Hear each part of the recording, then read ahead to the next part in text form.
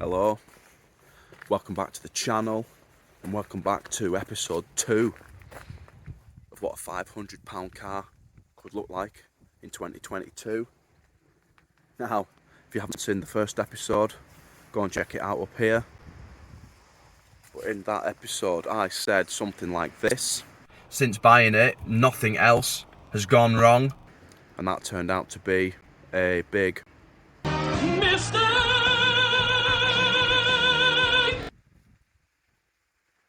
Yeah. So let's show you what's gone wrong.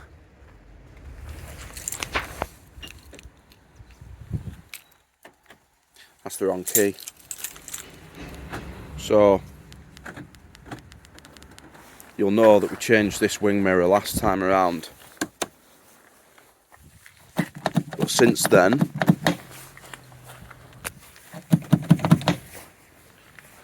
driver's door doesn't seem to open. So we'll have to clamber through the back on the passenger side. I don't even think it works. Using the inner handle.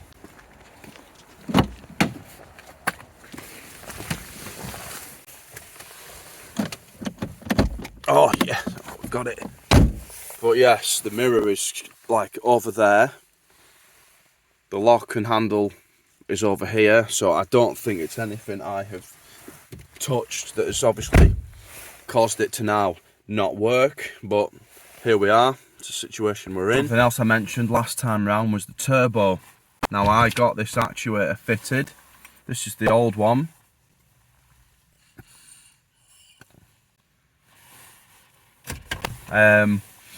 Took it out for a test drive. Lovely. Boosting nicely.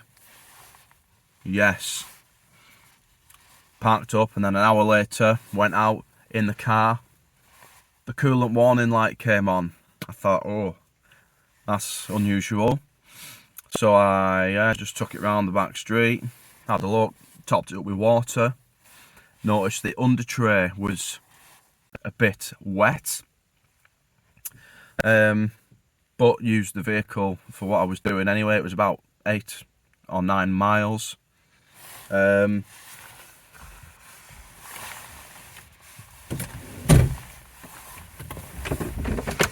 Brought this with me just in case, and it's a good job I did, because after that 8 or 9 miles the reservoir was empty again, and we arrived at the destination in a cloud of steam. I think the radiator's leaking. Okay, that's fine, you know, radiator, not a problem, not a problem. Set off back home from where we were, and the turbo is now not working, and it's making a noise. So today's video is going to be pinpointing these issues. I'm not bothered about the door at the minute. Coolant leak, because that is stopping me doing any real distance. And then, like I said in the first video, these actuators are usually set by the turbo manufacturer. Yeah, there's 2 nuts on them, so either I've not set it, yeah, I've set it at too much pressure or not enough, so I need to maybe have a fiddle. I might whip the air intake off just to have a feel of the turbo, because I don't know how long it hasn't been working. Yeah, but that is the situation. First things first though is the coolant leak. So I've got this cooling system pressure tester which I bought for the Ford Fusion I had, if you've seen it, but obviously I've since sold it. And yeah, it's just, I think I got it off Amazon, 70-ish quid. You get a pump, various caps, it's a Draper one. You can get, obviously, unbranded Chinesey ones, which will be half the price, but I wanted something, yeah, half decent, even though I haven't used it yet. Anyway, let's get under the bonnet. So there we are, reservoir empty. We'll have to fill that first, get this pressure tester on and see what we can see. I don't know if you can see down here. Bit of wetness, sort of corner of the fan unit. Yeah, it's all a bit damp.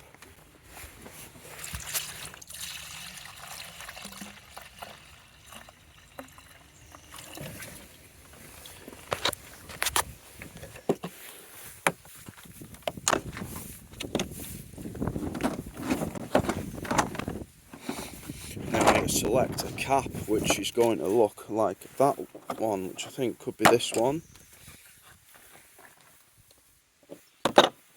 That's the Todger.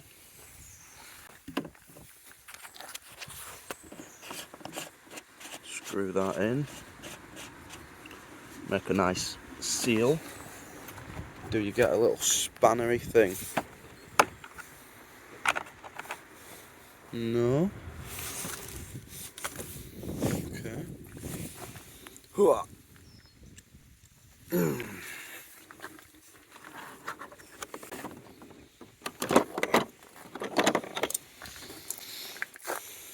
Clip this on. And then pump her up. Okay, so that is at 1.3 bar, and you could probably hear the hissing. And if you look down here,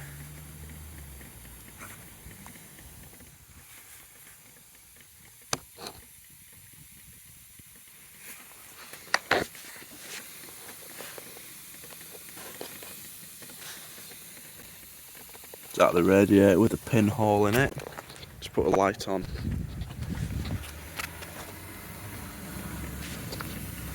I'll move this fan.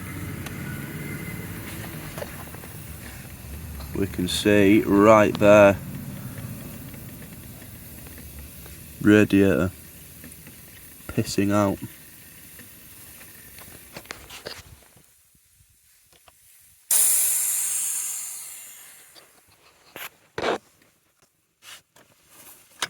Might just pump it up slowly just to double check. Yeah.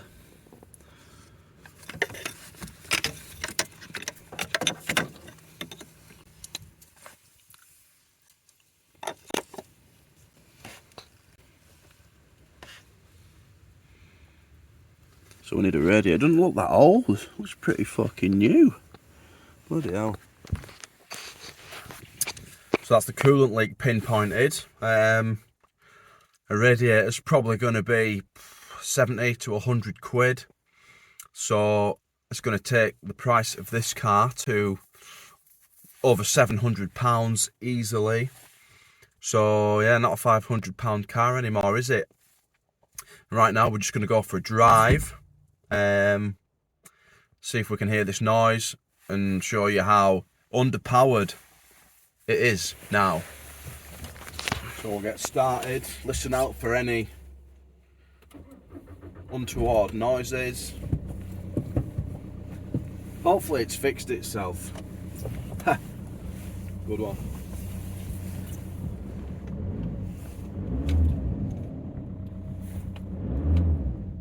You used to hear the noise revving it up. I can't hear it anymore.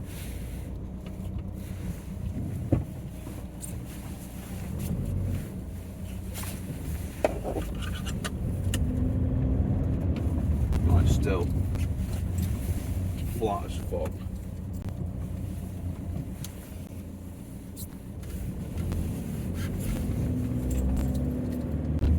Oh yeah.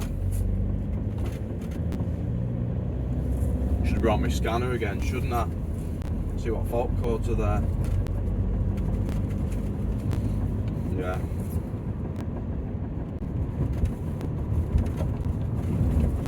But it's not making the noise that it was. It was like a, yeah, howling. No, I don't know.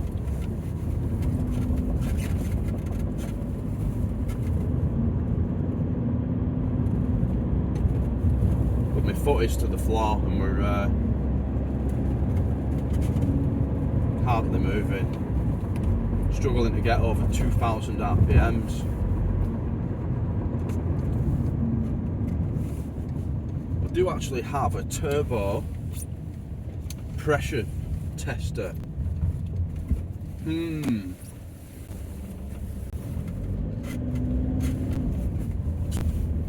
But that'll be for episode 2, I think. Let's just deal with one fault at a time.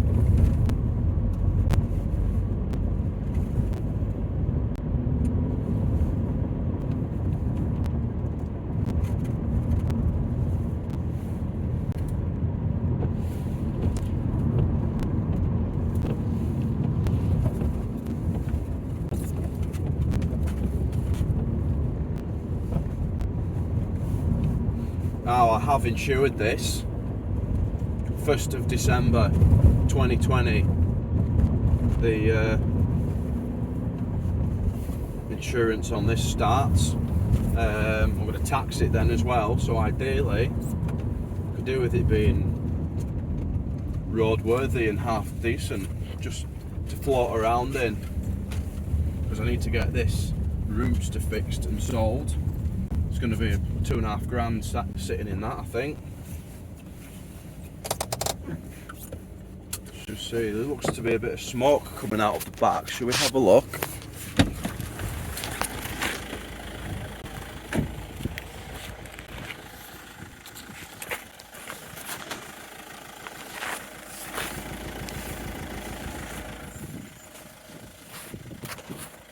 Smells oily. I think the turbo's fucked. Oh dear. Well, that's it for this episode of my £500 car in 2022. It's not going as well as I would have hoped. Next time we're going to put a radiator on it and take a deeper look at that turbo, I think. See what's going on, see if I can get to the bottom of it. Smoking now, no power, need to scan it, and it all seems to have happened since I fitted that actuator, so I feel like, yeah, might be best getting a second-hand turbo or a brand new turbo core for this turbo, but I think we'll get it off first and have a look. It does look a bit of a twat, so yeah, not sure when or where or how, but yeah, needs to be done. Anyway, thanks for watching. See you next time. Bye.